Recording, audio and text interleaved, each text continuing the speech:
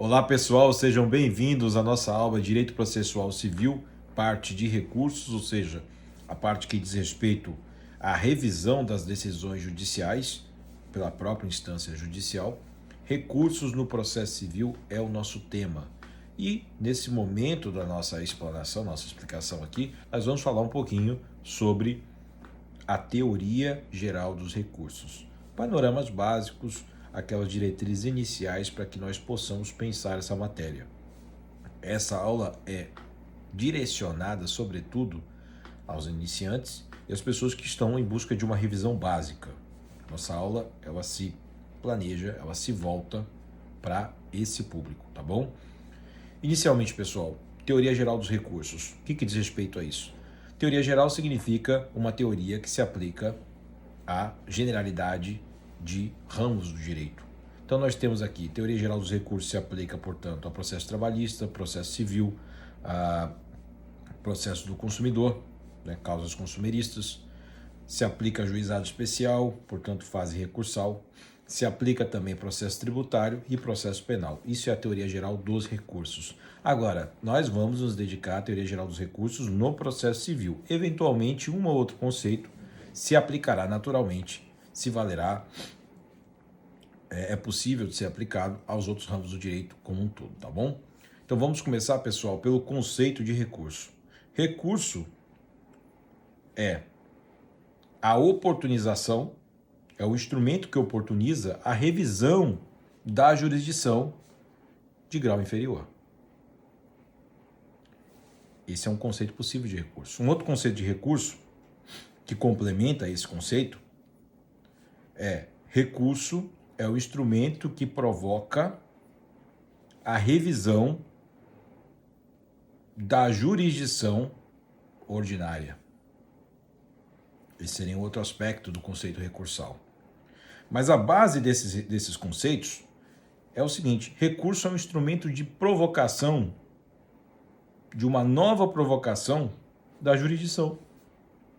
Então, o recurso pressupõe uma decisão judicial. Quais são os tipos de decisão judicial que nós temos? Nós temos decisão interlocutória e temos sentença. O despacho é uma manifestação do juiz nos processos, mas não detém conteúdo decisório. Esse conceito está mesmo no Código de Processo Civil, vocês sabem bem disso. O fato é que recurso, então, é um instrumento de revisão, de reanálise daquilo que já fora decidido anteriormente. E, portanto, se trata de uma reprovocação do judiciário, uma nova provocação do judiciário.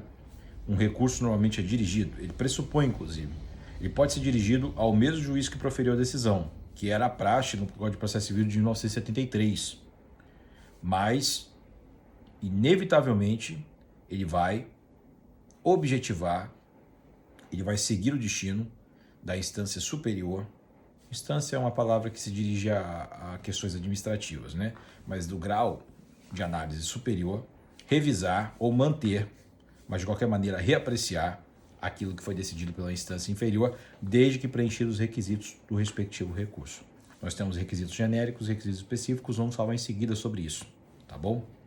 Então vem comigo aqui, o conceito de recurso já está pronto, vocês já entenderam o que é recurso e quais são as espécies recursais e sabem que o recurso pressupõe decisão judicial. Decisão judicial que advém da provocação da jurisdição. Jurisdição detém como prerrogativa o fato de ser inerte, como condição para que haja a isenção possível para julgamento. Então nós temos de um lado a provocação da jurisdição como necessidade para que haja uma manifestação judicial. A jurisdição é provocada por meio da ação, os legitimados para a ação são pessoas físicas ou jurídicas, estatais ou privadas. Essas pessoas provocam a jurisdição se manifesta por meio de uma decisão judicial, que pode ser decisão interlocutória ou sentença judicial. Essa sentença ou decisão é passível de revisão pelo grau superior, que são juízes de direito, no caso, né, da revisão do recurso judicial, são juízes de direito que vão reapreciar enquanto pertencentes a um grau superior de jurisdição aquilo que foi decidido no caso, pelo grau inferior. Esse é o conceito básico de recurso e vocês já sacaram aí de onde ele nasce, quais são as espécies de decisão contidas em um processo judicial civil. Pessoal, os recursos pressupõem decisões judiciais, correto? As espécies de decisão judicial são contidas na doutrina, mas positivadas também no Código de Processo Civil de 2015, acompanhando aquilo que já havia sido estabelecido no Código de Processo Civil de 73. Mas é importante que nós saibamos que aquilo que diferencia recurso de manifestação no processo diz respeito apenas à reapreciação daquilo que já foi decidido, tanto do ponto de vista do mérito quanto do ponto de vista dos requisitos formais para o exercício de uma petição. Vamos falar isso de uma outra linguagem. É necessário que nós diferenciemos recurso de ação judicial. O recurso é uma manifestação da parte que sucumbiu, pressupõe sucumbência. Se você não perdeu, vai recorrer do quê? Você não tem interesse recursal. Então ele pressupõe sucumbência. Agora, ele necessita, como característica intrínseca dele, ou seja, ele pressupõe também que haja uma manifestação judicial prévia em detrimento dos interesses daquilo que foi pedido por quem perdeu. Quem perdeu pediu algo e não ganhou. E não ganhou, então, portanto, ele autoriza a possibilidade de recurso calcado nas hipóteses de cabimento de cada recurso e espécies recursais contidas no Código de Processo Civil. Retomando, recursos se diferenciam das ações de veiculação de pretensões. Eles se diferenciam porque existe uma apreciação prévia. É por isso que nós vamos diferenciar aqui, por exemplo, uma apelação de uma ação rescisória. Uma apelação de uma querela nullitatis, que é uma ação que busca trazer aos autos justamente a ausência, a invalidade, a nulidade dos autos, ou melhor, a nulidade dos autos por ausência de citação da parte. Por que isso diferencia de recurso? Porque o objeto é outro, não é revisão daquilo que foi decidido propriamente dita, mas trazer uma nova informação. E que nova informação é essa? É uma nova informação vinculada. Se você ajuiza uma ação contestando uma ação, depois que o processo já até transitou em julgado, uma querela nullitatis, coisa soberanamente julgada, né? Existe uma diferença entre coisa julgada material e coisa julgada formal, né? E a coisa julgada material, após os 2 anos, você transitou em julgado uma decisão, formou uma coisa julgada material, certo? É impossível rever aquilo que foi decidido quanto ao mérito. Passou 2 anos, os 2 anos do prazo da ação rescisória, você não ajuizou outra ação, você não ajuizou no caso da ação rescisória, se formou a coisa soberanamente julgada. Não pode ser revista em quase hipótese nenhuma, a não ser que você argua, você veicule a querela nullitatis, dizendo que você nunca participou desse processo. E no caso que, portanto, que a citação por edital não aconteceu, porque é uma espécie de citação ficta, né? Que você pode ter participado, mas se considera, à luz do direito, que você foi de fato citado. Caso não ocorra dessa maneira, a citação não tenha acontecido dessa forma ficta, mas de uma forma presencial, uma forma presumida, mas real, uma citação real, e posteriormente se compreenda que você não foi citado, aquela pessoa que se entendia ser você não era, nesse caso, né, isso vai acontecer muito agora nessa época de crise, em função da citação por WhatsApp, etc. Nesse momento, nessa situação, o que vai acontecer propriamente é que esse processo pode cair. Tá bom, pessoal? Recursos, então, nós tratamos propriamente do que se tratam, do que se constituem, o que são recursos e qual é a diferença principal entre os recursos e as ações autônomas de impugnação. Esse é o nome que nós devemos dar aqui à luz da doutrina. Fungibilidade e proibição da reformatio in peius, ou pejus, como se escreve. Pessoal, o duplo grau de jurisdição significa a necessidade de se prever no ordenamento É até uma diretriz direcionada ao legislador, não é?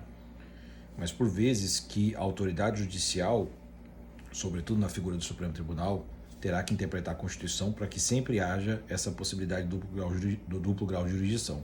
O duplo grau de jurisdição, portanto, é, no fundo, a necessidade de ordenamento jurídico recursal prevê, o sistema recursal prevê a possibilidade de revisão. Uma autoridade decide, outra autoridade, ou um corpo de autoridades, às vezes o órgão é a autoridade, né? E não a figura do decisor. Outra autoridade poder reconstituir, poder reapreciar aquilo que foi decidido por uma autoridade que eu não digo inferior, mas uma autoridade que talvez tenha decidido monocraticamente, que acontece muito na figura dos recursos especiais, especial e extraordinário, né? Bom, duplo grau de jurisdição, implícito na Constituição, segundo posição do Supremo Tribunal Federal, esse é o conceito. Proibição da reformatio impeius significa a impossibilidade de uma autoridade judicial que reaprecia aquele caso que já fora decidido por uma autoridade de grau inferior, nesse caso, a impossibilidade dessa autoridade de grau superior decidir contrariamente para piorar a situação daquele que ajuizou o recurso, a petição recursal, ou interpôs o recurso. Nesse caso, pessoal, você que ganhou em parte tem um standard. Abaixo daquele standard você não pode ser prejudicado. Vou dar um exemplo. Você tem uma ação em face de uma companhia aérea. Essa companhia aérea foi condenada em R$5.000 por danos morais, em função do inadimplemento de um contrato. Você recorre da decisão. Caso o segundo grau de jurisdição, juizado especial, no caso a turma recursal, que é o órgão a quem direcionado o recurso, segundo a Lei 9.099, caso a autoridade a quem se dirige o recurso compreenda que você não tem razão, ela não pode, supondo que o recurso é só seu, tá? Porque se a companheira recorrer, aí tá tudo valendo. Agora, suponha que o recurso é só seu e que não haja nenhuma nulidade na decisão da qual você recorre. Nesse caso, você não pode, você recorre pedindo 10, você não pode ganhar 2.000. Ou seja, você tinha ganhado 5. A autoridade superior não pode abaixar isso para 2.000, caso só haja recurso seu. Por quê? Porque é proibida a reformatio impeius, ou seja, a reforma para piorar a decisão, partindo do princípio que apenas você recorreu, porque se a empresa recorreu também, aí ela pode revisar tudo, a instância superior, ou melhor, o grau superior. Gente, princípio da taxatividade. Os recursos devem estar previstos de maneira expressa, taxativa, porém não exaustiva, na lista de recursos no processo civil, no Código de Processo Civil. Mas não só no Código de Processo Civil, em outros diplomas legais também, de maneira expressa. Taxatividade. Singularidade. O ordenamento, a singularidade é uma complementação do duplo grau de jurisdição. Eu vou explicar por quê para vocês. Por que é uma correlação entre esses dois princípios? Porque a singularidade significa que deve haver a previsão de um recurso possível para cada decisão. Não é possível haver um lapso normativo em face do qual se inviabilize uma pretensão recursal. Ou seja, é necessário que o ordenamento preveja para cada decisão uma única espécie de recurso segundo uma dada finalidade. Porque, olha, veja, de uma mesma decisão você pode interpor embaixo de declaração, rejeitado, ou é integrada, ou é esclarecida uma situação que você ficou em dúvida, e aí depois você interpõe a apelação. Nesse caso, são dois recursos em face de uma única decisão. Mas a questão não é essa. O que o princípio da singularidade quer colocar é simples. É que para cada decisão, segundo uma dada finalidade, é previsto um tipo específico de recurso. Esse é o conceito de singularidade. Singular, não é? Gente, para encerrar, nós temos aí o princípio da fungibilidade. Fungir significa transformar uma coisa em outra. Esse é o conceito de fungir, né? Fungibilidade. Então, a fungibilidade, na prática, ela se aplica muito ao agravo interno embaixo de declaração. É quando eu tomo um recurso como se outro fosse. Para quê? Para viabilizar a economia processual. O objetivo da fungibilidade é economia processual, celeridade do julgamento dos processos. Quais são os requisitos da fungibilidade? Que não haja erro grosseiro, ou seja, o erro seja perdoável, fruto realmente de confusões do legislador e da interpretação jurídica, jurisprudencial, por vezes, e a boa-fé.